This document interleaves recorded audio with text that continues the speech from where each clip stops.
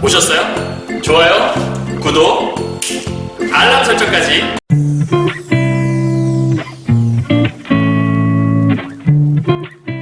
안녕하세요. 경화여고 2학년 독서 잡고 쓰는 국어 업 방과후 수업을 듣는 2학년 학생들 만나서 반갑습니다. 선생님은 세계 최강 국어쌤 조인수 선생님입니다. 자, 오늘 이 수업을 선생님이 준비하게 된 이유는 선생님이 문자로 말씀을 드리긴 했지만 단체 공지 드렸죠. 이번 주에 선생님이 추수감사 예배 리허설을 또 8교시 해야 되고, 그리고 백합제 리허설이 또 8교시 있어요. 그래서 이번 주에 화요일과 수요일 이렇게 8교시 수업을 진행할 수 없게 되어서 마침 화요일과 수요일 8교시 수업이 같은 9차시 수업으로 되어 있거든요. 그래서 9차시 수업 강의를 미뤄둘까 했었는데, 사실은 또 밀리면 나중에 기말고사 전주까지 또 수업을 해야 되는 그런 상황이 와요. 그래서 우리에게 이제 유튜브 수업을 통해서 여러분한테 또 강의를 공개해 드릴 수 있으니까 여기서 정규 수업 듣는 거와 동일한 방식으로 수업을 지금부터 진행할 거니까 요 영상을 통해서 이번 수업은 좀 대신 여러분이 조금 9차시 수업을 들어주시고, 죄송하지만 10차시 수업 다음 주 월요일부터 다시 선생님이 또 현장 수업으로 드리도록 할 테니까, 지난번에도 한번 우리 5차시 강의가 그렇게 진행된 적 있었죠? 요번에 9차시 강의가 학교 행사 때 선생님이 방송만 담당하다 보니까 어쩔 수 없는 상황이 좀 왔거든요. 그래서 좀 양해 좀 부탁드리겠습니다. 준비되셨죠? 자, 그러면 오늘 우리 광고의 지각 과정이라고 하는 비문학 하나 하고요. 그 다음에 수능 필수 문법 파트 9 이렇게 해서 함께 공부할 예정이거든요. 지금부터 함께 진행해보도록 하겠습니다. 혹시 문제를 안 푸셨다면 강의를 듣기 전에 문제를 먼저 푸시고 그 다음 오셔야 돼요. 여러분 아마 여러분 책 기준으로는 여기가 몇 페이지일 거냐면 잠시만요. 23페이지가 될 수 있을 것 같아요. 그래서 여러분 책 기준으로는 23페이지가 될 거니까 23페이지, 24페이지 문제를 먼저 푸시고 혹시라도 안 푼 사람 있다면 이 수업에 임해 주시면 감사하겠습니다. 재밌는 수업이에요. 오늘 광고에 대한 거거든요. 한번 진행해 보도록 할까요? 자, 우선 오늘 광고의 지각 과정이라는 제목을 갖고 있는 그런 글이라고 볼 수 있는데요. 선생님이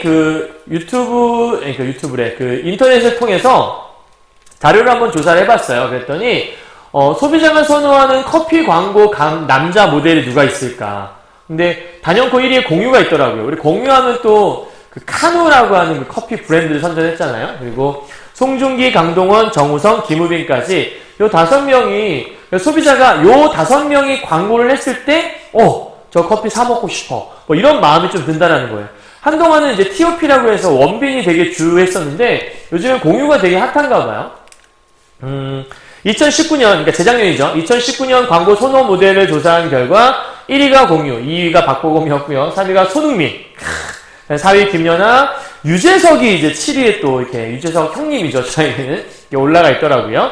아이유도 이제 10위에 들어가 있고요. 2020년에 갔더니 광고 선호 모델 1위가 이제 아이유로 바뀌었어요. 그리고 김연아가 2위, 공유는 3위까지. 또 이렇게 살짝 순위가 바뀌기도 했고요. 그 다음에 2020년에 갔던 유재석이 7위였었는데 5위로 올라왔고, 새롭게 이제 트로트 가수인 임영웅 씨도 이렇게 올라온 것 같아요. 무슨 날씨 소개하듯이 지금 하고 있죠. 그러니까 지금 말하고 싶었던 건 뭐냐면, 광고 모델이 누구냐에 따라서 사람들은 그 물건을 사고 싶은 선호하는 마음이라는 게 생기기도 하고 아닐 수도 있다는 얘기를 하는 거예요. 간혹 그런 경우도 있죠. 내가 정말 싫어하는 배우 혹은 사회적으로 논란이 생긴 연예인이 어떤 물건을 광고했다. 그러면 그 논란이 일자마자 바로 그 광고 회사에서 그 업체 광고에서 그 연예인을 바로 빼버리죠.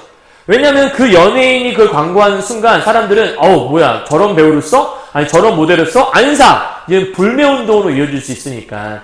그러니까 이 모델이라는 사람이 이 광고 하나에도 엄청나게 많은 효과를 주고 있을 수 있다. 그래서 좀 선호하는 사람들을 많이 쓰게 되는 것 같거든요.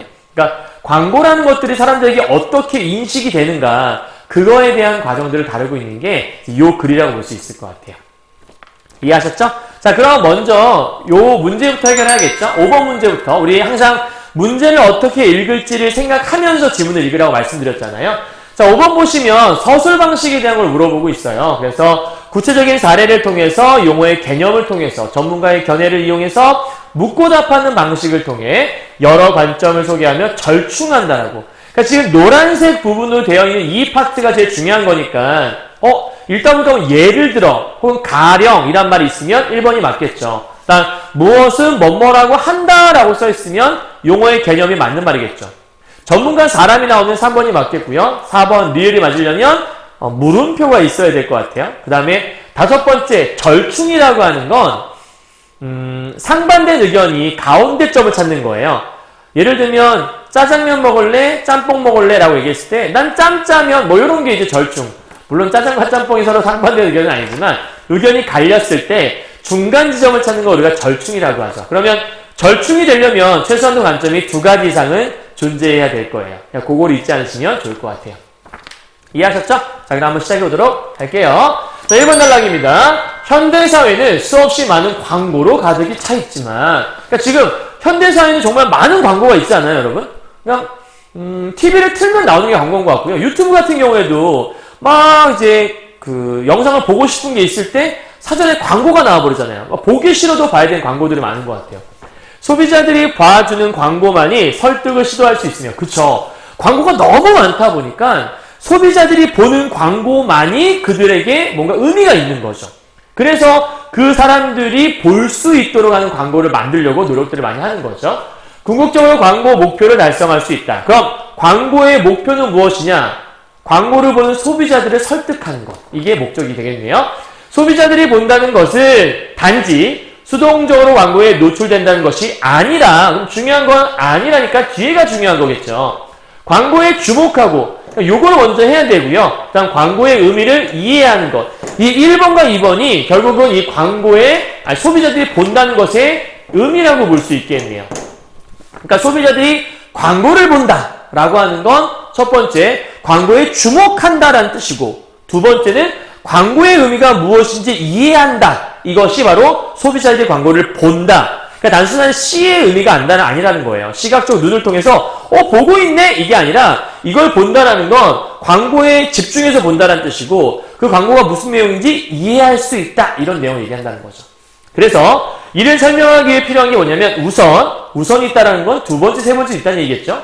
광고가 제시하는 자극이나 정보가 소비자들에게 어떻게 지각되는지. 그럼 중요한 건 여기에 있죠. 이 광고에서 나오는 자극과 정보가, 그러니까 중요한 포인트, 광고에서 뭘 제시하냐면 어떠한 자극이라든지 혹은 정보라는 것들을 주는데, 이러한 자극이나 정보라는 것이 사람들에게 어떻게 지각되는지,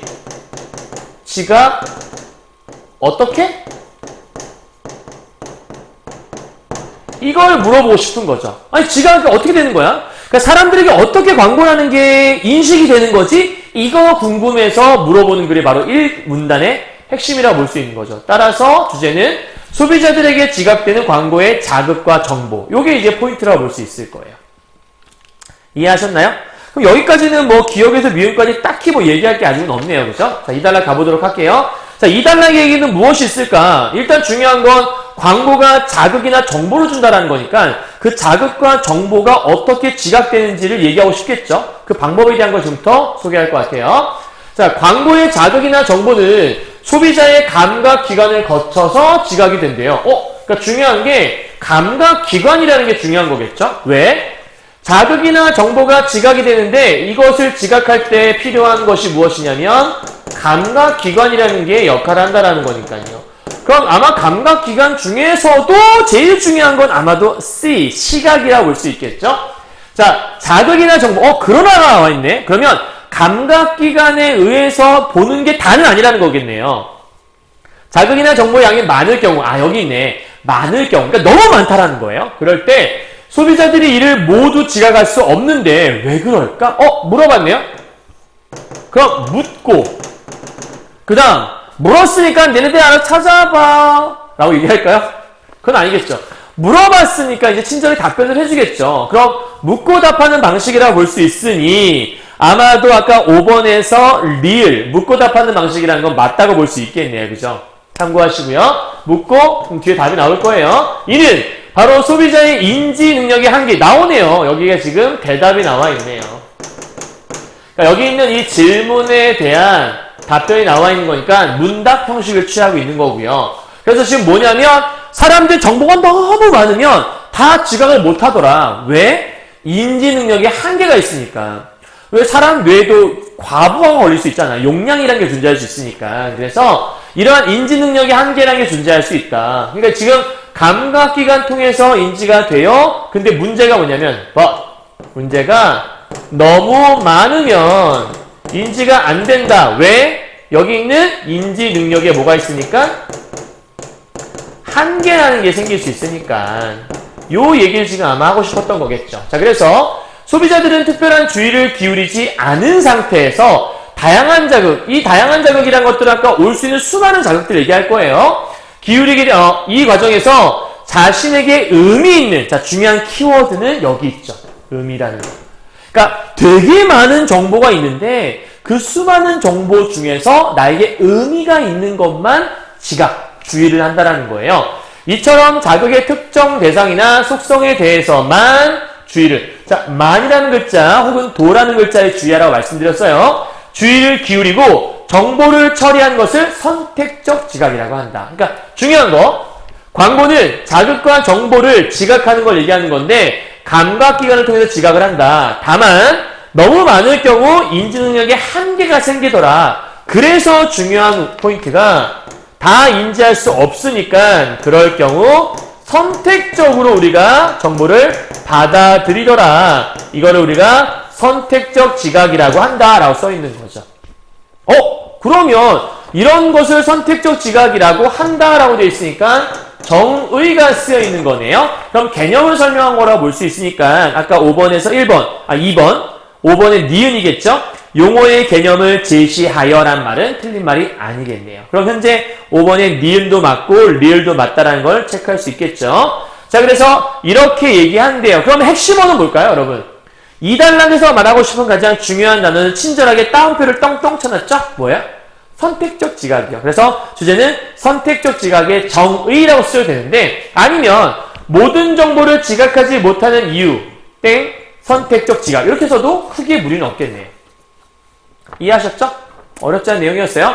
그러니까 지금 여기까지 정리하게 되면 사람들은 많은 자극과 혹은 감각, 그러니까 자극과 정보가 광고로 주어지는데 다 인지를 못하던데 왜? 너무 많으니까 인지 능력에 한계가 있어서. 그럼 어떤 거 인지하는 거야?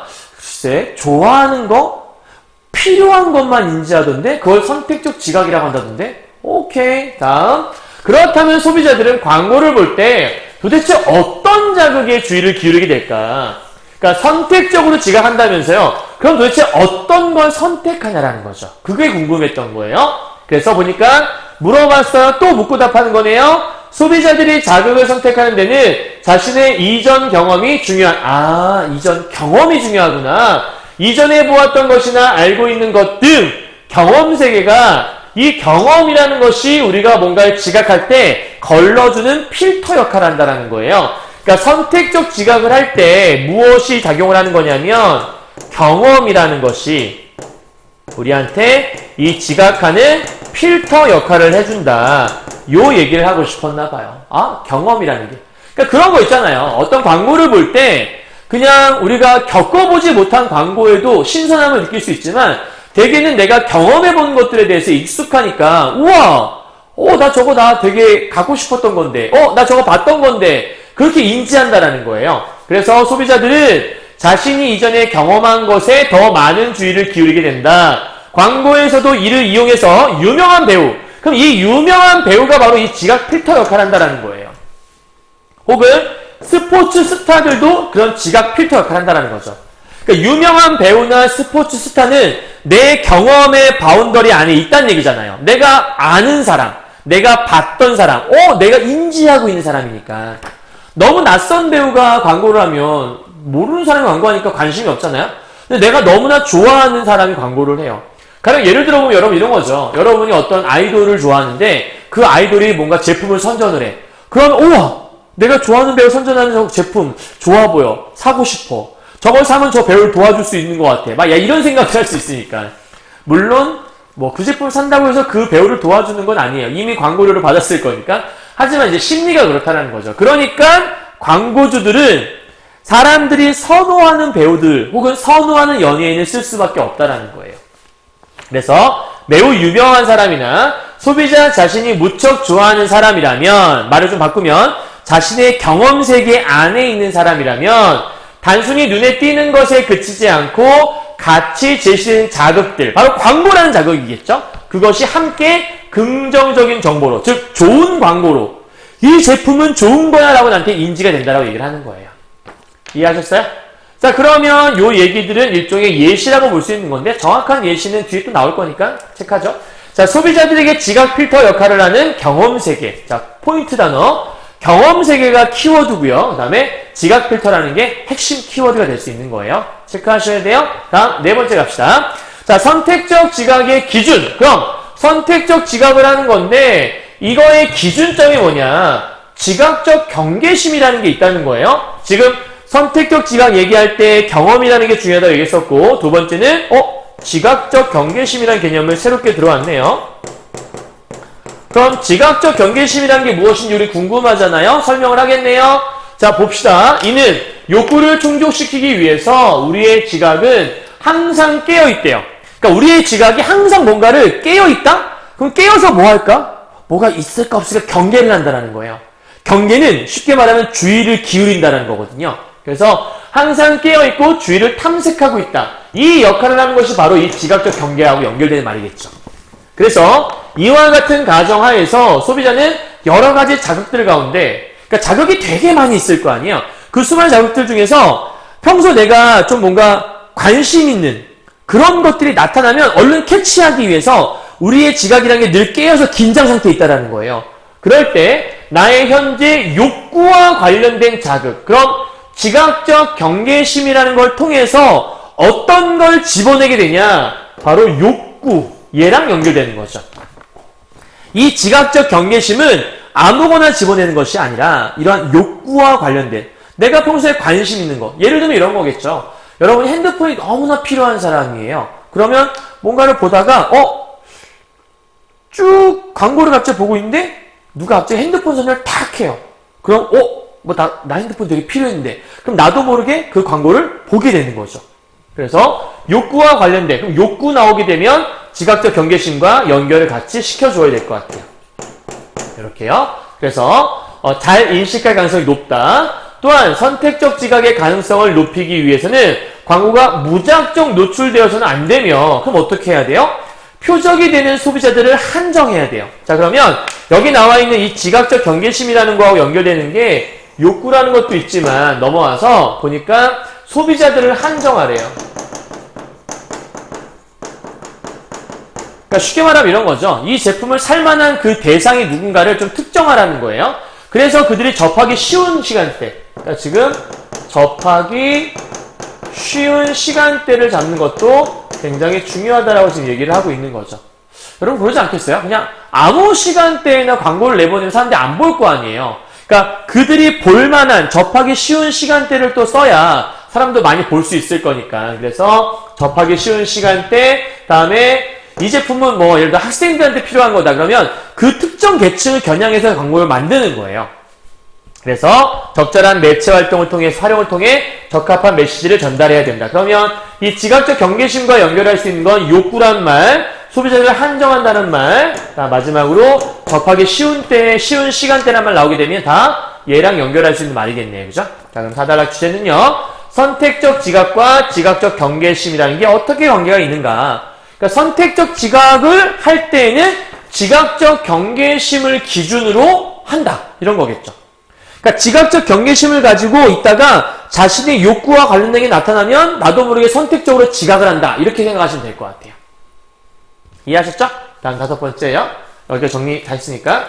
자, 한편 소비자들은 선택되어야 될 자극. 지금까지는 우리가 자극을 선택하는 것만 얘기했는데 이제 반대 한편이니까 돌려요. 이제 전환이에요. 한편 소비자들은 선택되어야 할 자극만이 아니라 거부해야 할 자극. 그러니까 이제는 좋아하는 것도 골라낼 수 있지만 때로는 광고를 중에서 내가 싫어하는 거는 걸러내게 된다는 얘기를 하는 거예요. 그러니까 중요한 키워드는 거부에 있겠죠. 그래서 이제는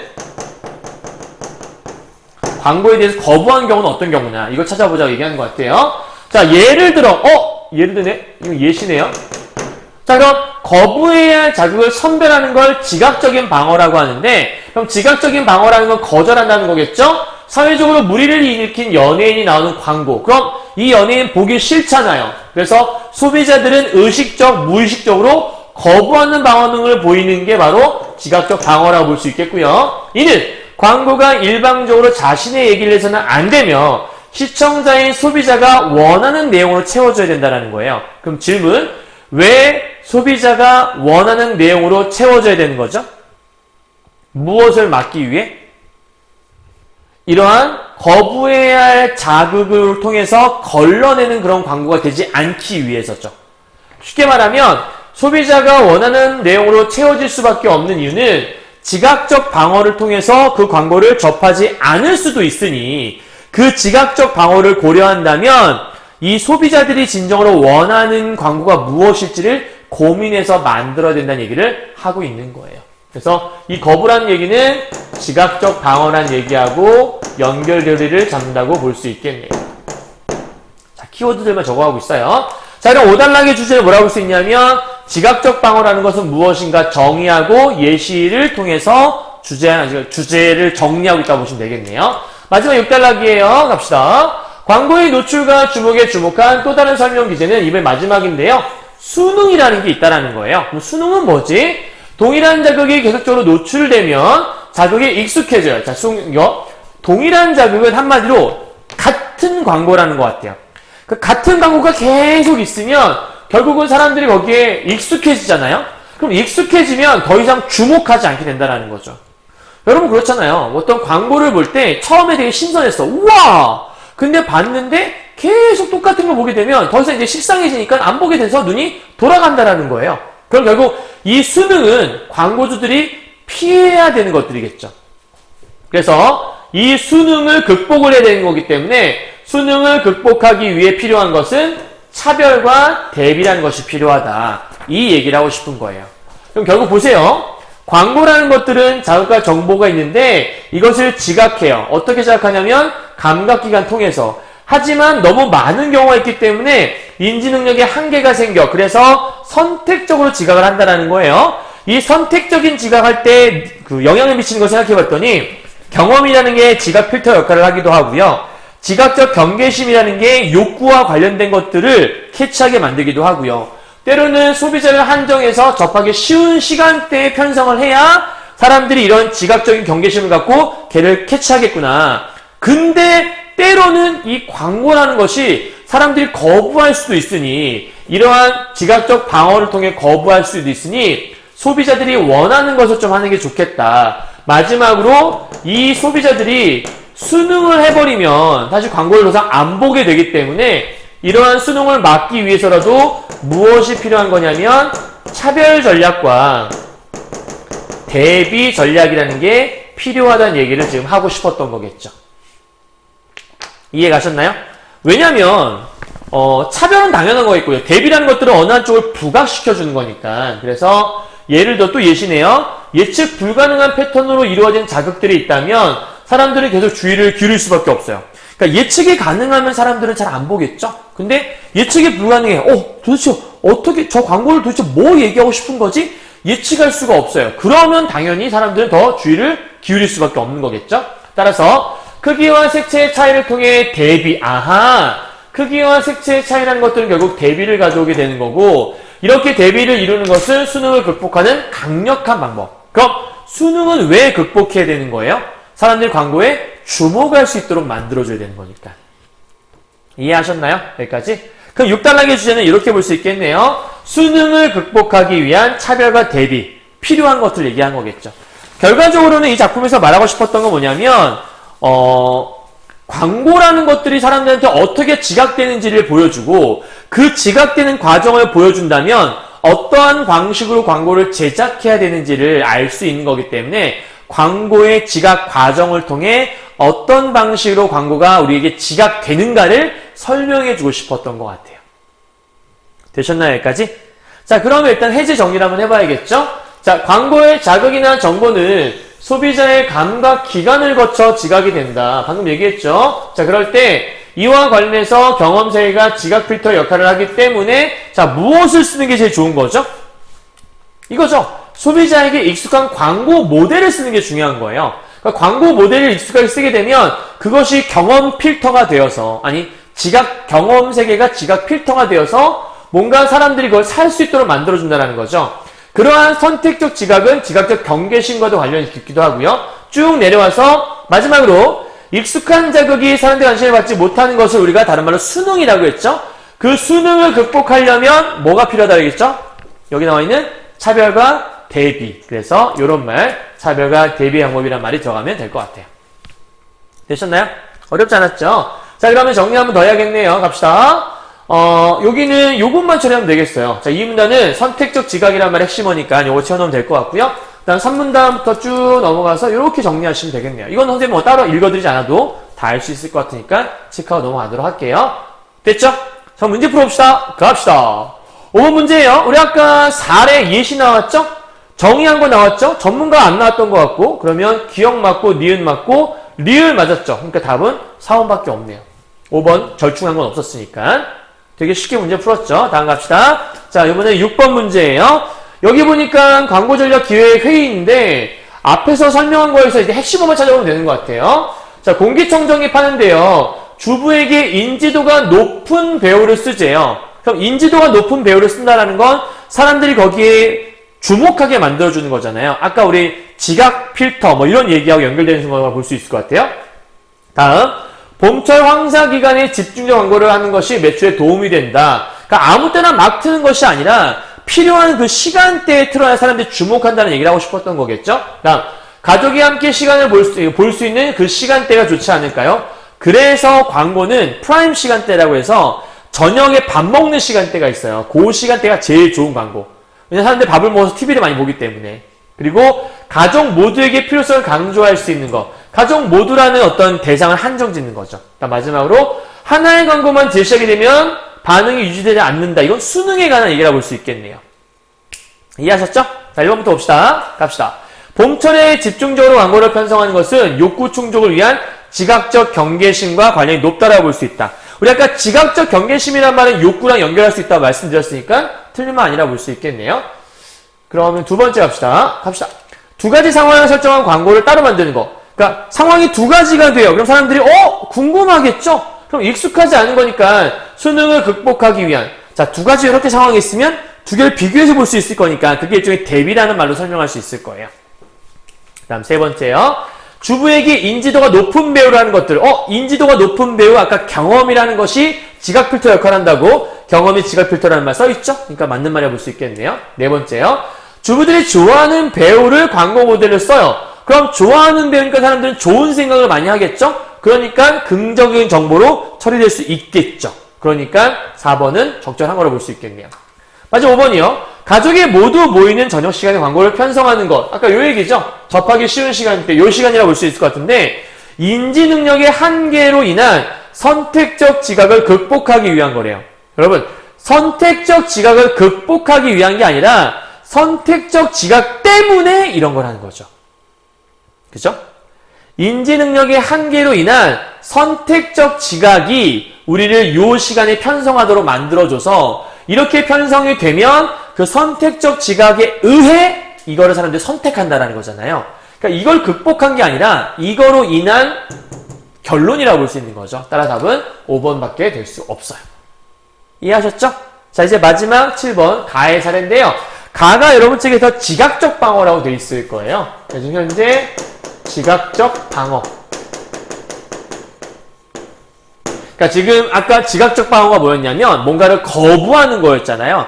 그러니까 내가 싫어하는 건 안 본다라는 개념과 연결하면 될 것 같아요. 그럼 1번 봐요. 노트북에 첨단 기능을 광고했더니 소비자의 주의를 기울이지 않았다. 첨단 기능이 그럼 안 좋은 건가? 그건 아니잖아요. 관계없는 것 같아요. 그죠? 다음 2번이요. 담배를 즐겨 피는 사람은 이 사람 담배를 좋아하잖아요. 근데 담배가 인체에 미치는 영향은 안 좋은 영향이잖아. 이걸 보여주는 광고를 보려 하지 않아. 왜요? 마음속에서 거부가 일어나는 거예요. 왜냐면 난 담배를 피는데 이 담배를 피면 위에 뭐 여기 폐 구멍이 난다. 그럼 내가 담배를 핀다는 건 내 폐 구멍을 뚫기 위해 담배를 피는 것밖에 안 되는 거잖아요.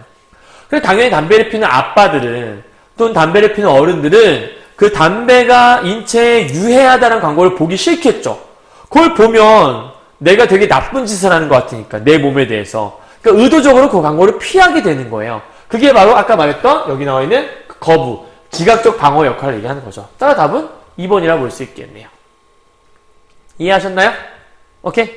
나머지 여러분 읽어보시면 거부하는 관계가 있는 게 아니니까 다 땡이라고 볼 수 있겠네요. 정리 끝. 오케이. 자, 그러면 오늘 이제 마지막으로 우리 문법 문제 하나 하고서 마무리할 건데요. 자, 보죠. 파트 9라고 돼 있어요. 여러분 책 기준으로 하면 53페이지가 아마 될 수 있을 것 같아요. 갑시다. 53페이지 17번 문제부터 할 건데요.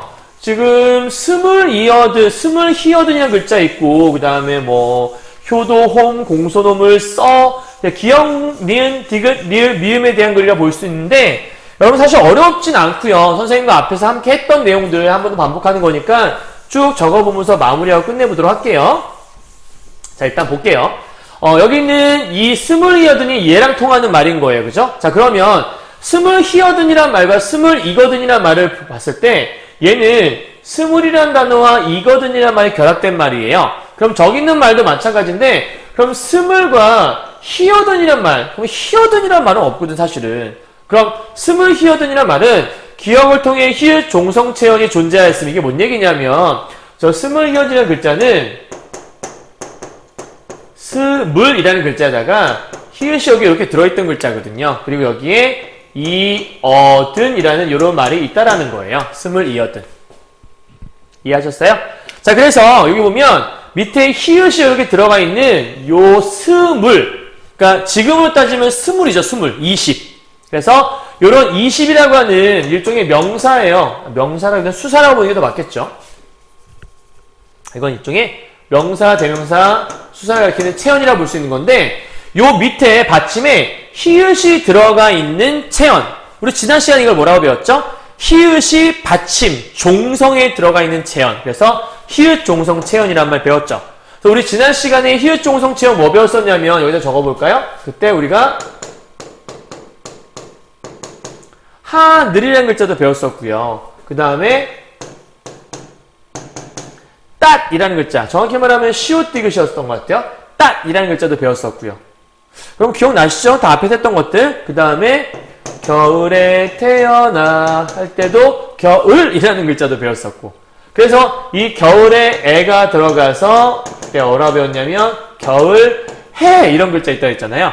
그래서 이렇게 뒤에 히읗이 뜬금없이 들어간 경우가 많아요. 그럴 경우는 대개가 이런 글자. 그래서 리을 히읗이 붙어있는 케이스 있죠. 이렇게 리을과 히읗이 붙어있는 케이스는 대개는 히읗이 밑에 있던 게 뒤로 이어진 경우가 많아요. 그래서 머릿속에 리을과 히읗을 잊지 말아요, 여러분. 그럼 좀 참고가 될 수 있을 거예요. 그래서 1번은 적절한 거라고 볼 수 있겠고요. 맞는 말. 다음 니은, 써란 글자 있죠? 선생님이 그때 이렇게 비읍시읒 말 머리에 자음이 뭉쳐있는 걸 어두자음군이라고 했고요. 서로 다른 글자가 합해져 있다. 합해져 있으니 합용명사란 말 알려줬어요. 그죠? 그래서 어두에 합용명사가 사용되었다는 말은 오케이, 맞는 말이 될 수 있겠네요. 그죠? 틀린 말 아니네요. 다음 3번 봅시다. 자, 디귿을 통해 명사형 어미 옴이 사용되었다. 우리가 지금 명사형 어미라고 할 수 있는 건 예를 들어 이런 걸 얘기하는 거예요. 예를 들면 죽다란 말 일단 생각해 보죠. 죽다. 오케이? 그럼 죽다라는 말을 명사로 만들려면 여기다가 보통 우리가 음이나 기, 그러니까 명사형 어미라고 하면 우리가 보통 음이나 기를 얘기해서 죽음 혹은 죽기 이렇게 쓰면 우리가 명사가 돼요. 근데 이런 음이라는 글자를 지금 우리가 쓰고 있는데 옛날에는 음 대신에 뭘 썼냐면 얘 대신에 옴 또는 음이라는 글자를 썼다는 거예요. 그러니까 앞에가 양성 모음일 때는 옴을 쓰고 앞에가 음성 모음일 때는 음성 우를 썼다는 얘기거든요. 그래서 지울게요, 여러분. 그래서 무슨 얘기하고 싶으냐면 여기 있는 효도 홈이라는 글자 있잖아요. 그러니까 효도 홈이라는 글자는 효도 하다라는 글자에서 온 거거든요. 효도 하다라는 글자에서 온 건데 여기에 옴이 붙었다는 얘기예요. 그래서 효도하옴, 효도함이라는 글자겠죠. 엄밀하게 얘기하면. 그래서 요 글자가 합해져서 뭐가 된 거냐면 홈이라는 글자가 됐다라는 거거든요. 그러니까 지금 효도하에다가 옴이 붙었으니까 명사형 옴이 옴이 붙었구나라는 말은 맞는 말이 될 수 있는 거예요. 효도홈이라는 글자는 시험에 잘 나와요. 그러니까 기억해 두셔야 돼요. 그럼 여기 보면 효도함이라는 글자 있잖아요. 공손함. 그럼 얘는 얘랑 같은 케이스거든. 그럼 얘도 마찬가지로 뭐가 되는 거냐면 공순, 호, 그 다음에 하, 옴. 요게 글자가 붙었겠죠. 그래서 공손, 하, 옴, 그 다음에 아이고 여기가 이런 글자였을 거예요. 여기까지가 공손함. 쉽게 말하면 공손함. 얘가 이 글자가 되는 거죠. 그래서 이 글자가 만들어졌을 거란 얘기예요. 자, 근데 공손하옴을 이렇게 써야 되는 건데 여기에는 미음이 뜬금없이 들어가 있잖아요. 이거 어디서 왔을까? 여기 있는 이 미음이 뒤에 가서 붙은 거죠. 그럼 받침에 있는 게 뒤로 간 거니까 우리가 이거를 이어적기라고 한다고 배웠어요. 그죠? 그러면 얘는 공손 요렇게 합하면 홈이 됐겠죠. 홈. 그래서 홈인데 요 미음이 홈 이렇게 돼 있던 얘랑 효도 홈, 공순 홈 이렇게 돼 있던 건데 요 미음이 넘어가서 여기에 미음이 들어가 있으니까 여기 미음은 지워진 셈이나 마찬가지구나. 그래서 공순 호가 돼 있는 거구나. 그럼 여기는 이 리을은 두 개를 물어볼 수 있겠죠. 명사형 어미에 대한 것도 물어볼 수 있겠고 앞에 있는 게 뒤로 이어졌으니 얘처럼 끊어적기? 이게 아니라 이어적기 방식이 사용되었음을 알 수 있다. 그래서 답이 4번이 될 수밖에 없는 거네요. 그러니까 지금 똑같이 옴이 이용됐었다가 거기에 요게 지금 이렇게 뒤로 연결된 거니까 이거는 이어적기인데 그 답은 쉽게 4번이라는 걸 끄집어낼 수 있는 거죠. 이해하셨죠? 자, 마지막 5번 문제는 미음을 통해 구개음화가 일어나지 않았다. 자, 구개음화는 진짜 쉬운 건데 여러분 뭐냐면 가르치디란 말이 있잖아요. 구개음화가 여러분 뭔지는 아시죠? 구개음화라고 하는 것들은 흔히 말해 우리가 원래는 경구개음화가 정식 명칭이거든요. 경구개음화. 그래서 디귿이나 티읕이 모음 이를 만나게 되면 이 디귿 티읕이 지읒이나 치읓으로 변하는 거죠. 그리고 이 지읒이나 치읓을 우리는 경구개음이라고 하거든요. 얘가 구개음이에요. 그래서 구개음으로 변하니까 구개음화라고 하는 거예요. 알았죠? 유음으로 변하면 유음화, 비음으로 변하면 비음화, 구개음화는 구개음으로 변한 것.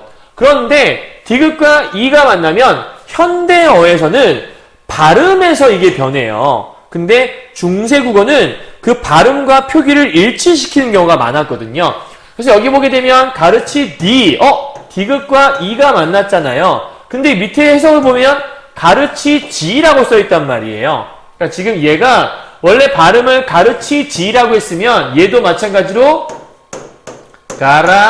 가라치지 이렇게 써야 되거든요. 근데 이렇게 쓰지 않고 디귿을 그대로 살렸다는 얘기는 요게 요렇게 변하는 걸 우리는 구개음화라고 할 수 있는 건데 이 구개음화가 일어나지 않았구나. 그래서 구개음화 일어나지 않은 표기라는 말을 쓸 수 있는 거고 이런 건 늘 요 중세국어 나올 때마다 자주 물어보곤 하는 그런 문제라고 볼 수 있는 거죠.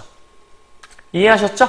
자, 여기까지 정리 끝이에요. 이제 가장 쉬운 문제 딱 하나 남았는데요. 그게 바로 18번 문제가 남았어요. 자, 이 18번 문제는 발화에 대한 문제인데 우리 문법에서 발화가 나오면 시험에 출제하는 건 딱 하나밖에 없어요. 그게 뭐냐면 직접 발화냐 간접 발화냐의 문제인 거예요. 진짜 쉬운 개념이고요. 가령 예를 들면 이런 거예요.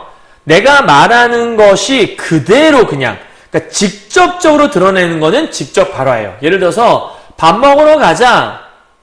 내가 진짜 밥 먹으러 가자는 얘기였어. 그러면 직접 발화가 되는 거죠. 오케이? 그리고 야 그만 먹어 라고 하면 그만 먹으라는 의미니까 직접 발화가 되는 거예요.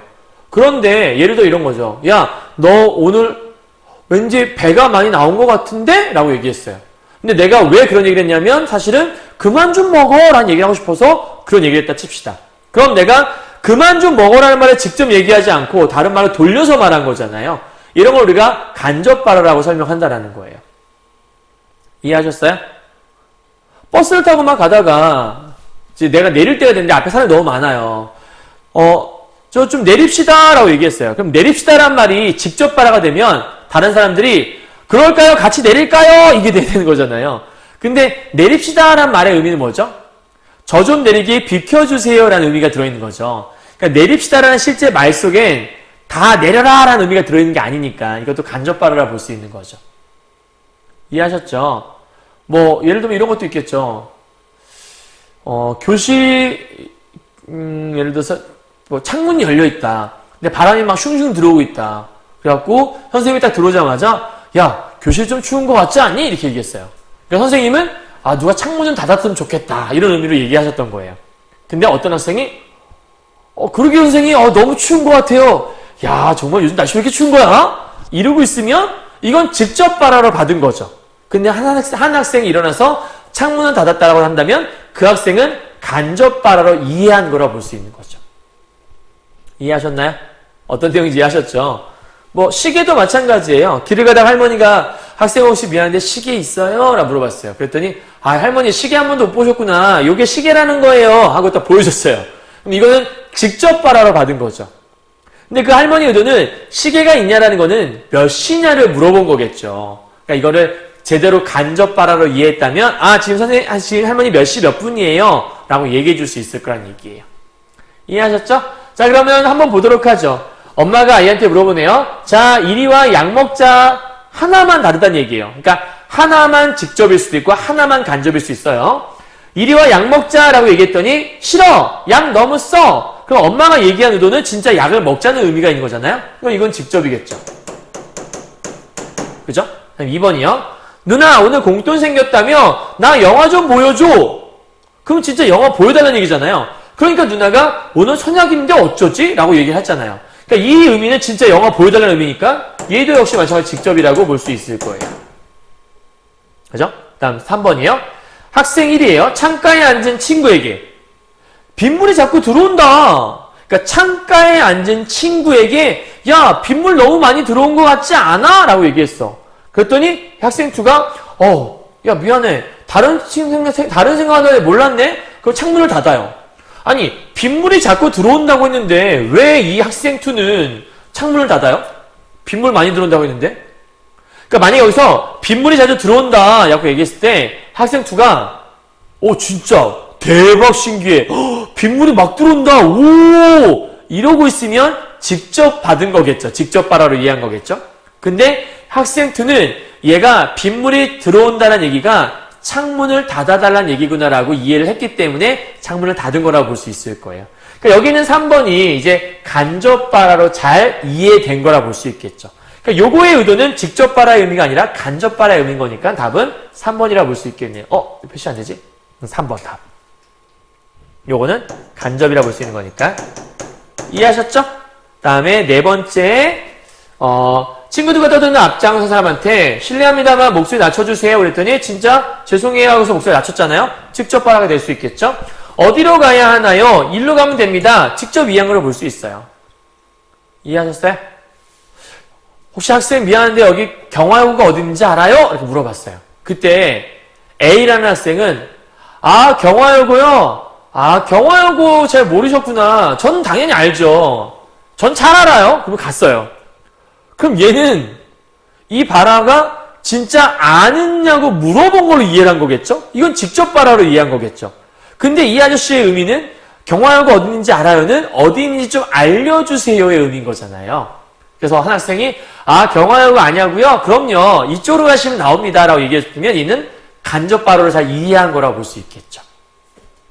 이해하셨죠? 자, 이런 것도 우리가 직접 발화와 간접 발화라고 하는 거고요. 이런 문법 얘기할 때 이 발화에 대한 건 늘 직접, 간접을 물어보는 거니까 되게 쉬운 사례니까 어렵지 않게 이해할 수 있을 겁니다. 여기까지 끝이라고 볼 수 있습니다. 됐죠? 자, 어렵지 않았을 거라 생각하고요. 오늘 선생님이 지금 강의를 약 40분 정도에 딱 끝났는데 사실 현장에서 수업을 하게 되면 1시간 정도 걸리는 수업인데 이렇게 강의 영상으로 하게 되면 짧아요. 여러분이 다 이해했을 거라는 생각을 갖고 빠르게 진행하기 때문에 그런 건데 여러분은 아마도 강의 딱 40분만 듣는 게 아니라 중간중간에 적는 시간도 있을 것이고 아마 조금 이것저것 정리하느라 조금 더 걸리지 않았을까 싶습니다. 우리 다음 주 월요일과 다음 주 화요일 날 B반은 다음 주 화요일 날 보는 거겠죠? 그 다음에 A반은 다음 주 월요일 날 이제 선생님과 함께 보게 될 거니까 그때 요 다음 파트인 파트 10 부분하고 그 다음에 비문학 그 독서 지문 같은 경우에는 오늘 23과 24페이지를 한 거거든요. 그래서 25와 26페이지에 있는 혈액형 지문이 있어요. 봄데이 오용 나오는 재밌는 지문이거든요.